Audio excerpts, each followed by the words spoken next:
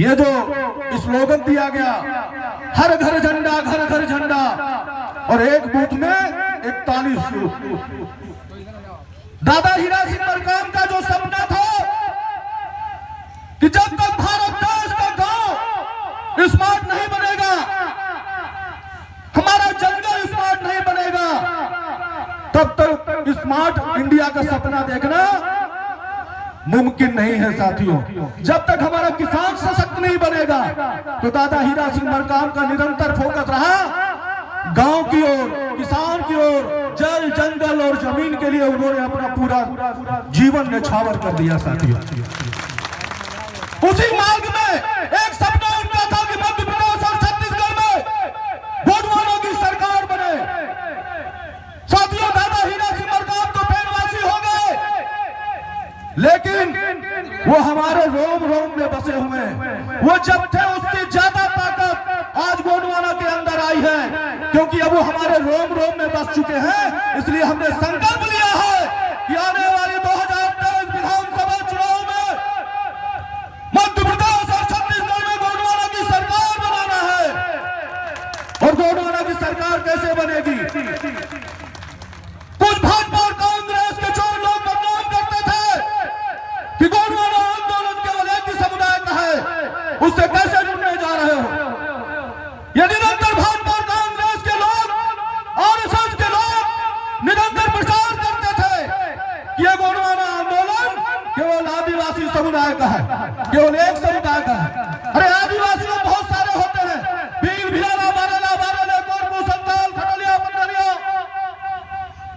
बहुत सारे भागों में बांट दिया गया।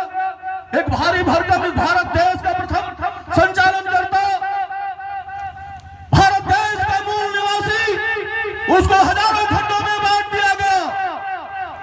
और साथियों, इसीलिए जब हमको बांटा गया, उनकी संस्कृतियां अलग कर दी गई, उनके पूजा पाठ के नियम अलग कर दिए उन्होंने, और हम उसको स्वीकार करने चले गए और खंड खंड में बंट गए।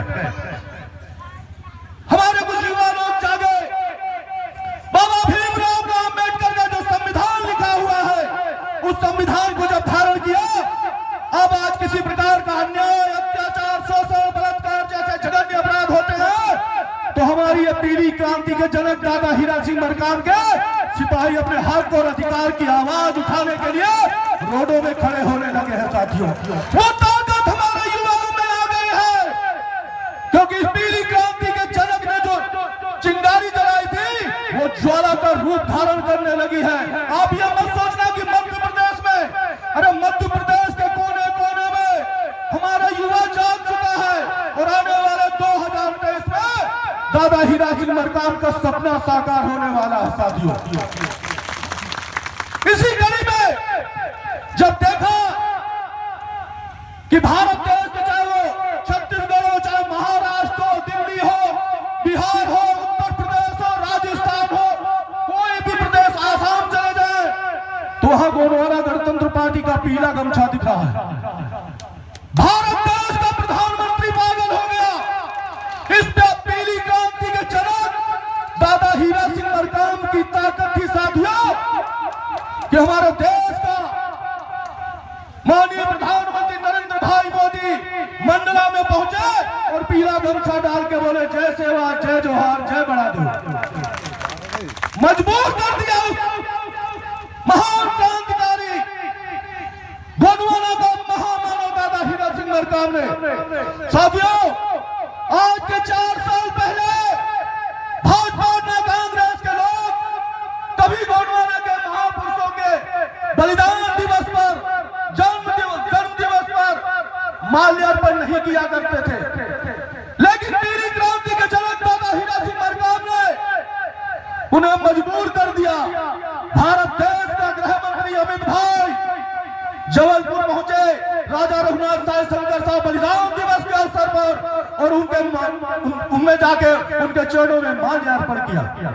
5 साल पहले इनको नहीं याद आता था आदिवासी, 5 साल पहले इनको नहीं आते थे, याद नहीं आते थे हमारे महापुरुष कि राजा रघुनाथ साय शंकर साहब, दुर्गावती मंडावी, धोखल सिंह मरकाम, कांटिया भील, बिरसा मुंडा, कल्पत साहब, हंसदेव, पालो रानी, कमलापत सलाम रानी, ऐसे महान क्रांतिकारी जिन्होंने देश के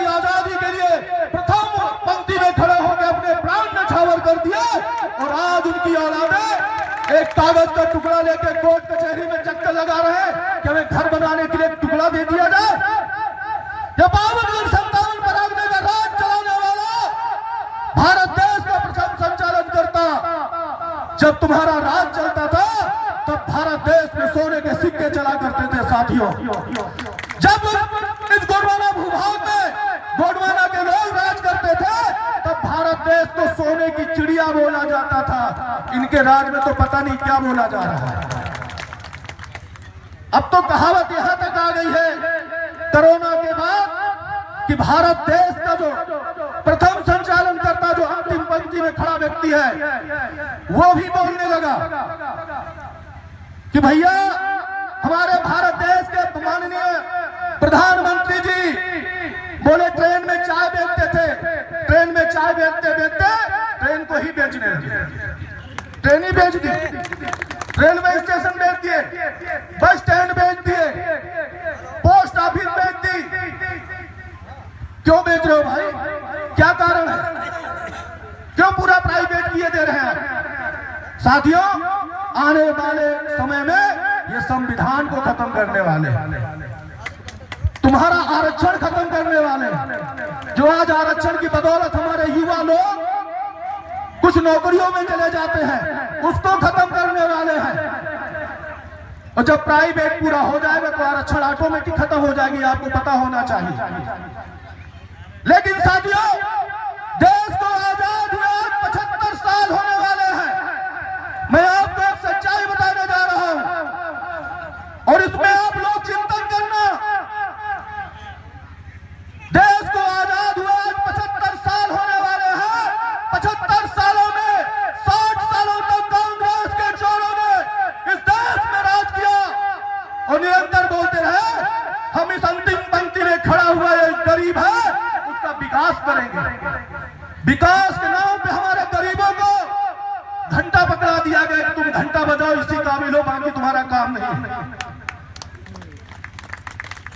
इसके बाद साथियों, आरएसएस के इशारों में संचालित भारत देश में नरेंद्र भाई मोदी की सरकार आई। मध्य प्रदेश में कंजमाना शिवराज सिंह चौहान की सरकार आई।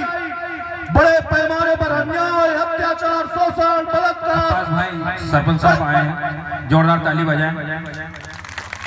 मंच पर आ जाए भाई साहब, धन्यवाद।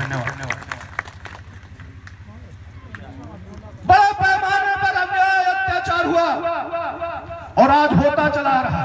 अभी आपने देखा नेमावर में 5 बहन बेटियों को जिंदा उनकी हत्या करके बलात्कार करने के बाद उनको जमीन में गाड़ दिया गया। उस परिवार की एक बची हुई बालिका, एक बहन हमारी आज भी न्याय के लिए तड़प रही है, कोर्ट कचहरी के दरवाजे खटखटा रही है और सरकार ने सीबीआई की जांच के नाम पे झुनझुना पकड़ा के उसको खत्म कर दिया। इसलिए हमको जागना है। अगर आप लोग नहीं चाहते तो आज ये सत्तासीन जो सरकारें हैं ये हमें खत्म करने वाली है।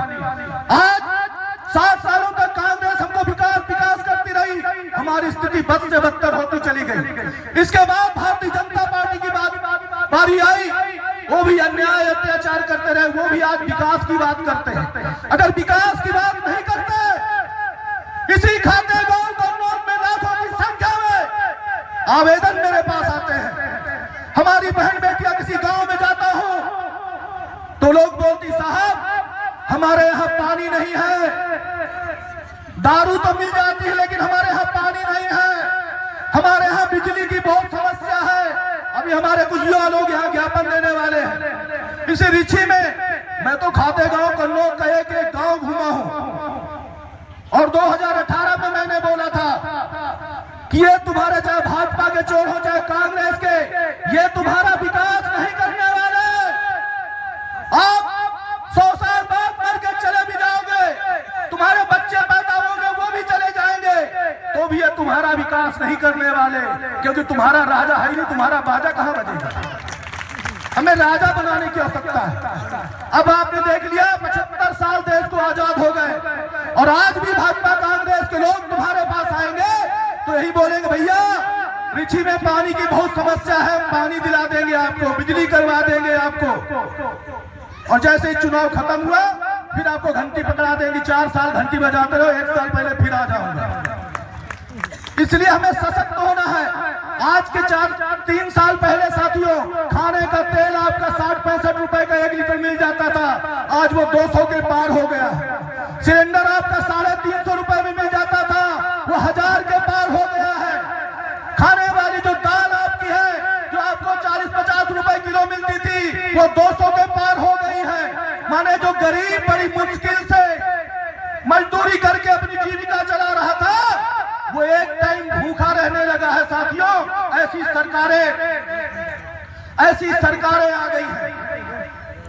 तो और इसके बाद जितनी आज के जब 5 साल पहले पेट्रोल आपका 70-80 रुपए मिलता था, डीजल आपका 40-45 रुपए लीटर मिलता था, 350 में आपका सिलेंडर मिलता था, तो हमारे देश के बड़े बड़े राष्ट्रीय लीडर भारतीय जनता पार्टी के मंच लगाते थे, सिलेंडर सबकी लेके बैठ जाते थे और गाना गाते थे, सखी सैया तो खूब ही कमात है, महंगाई डाइन खाए जाते हैं। अब इतनी महंगाई आ गई तो डाइनों में खाए जाते का दिल्ली में बैठा।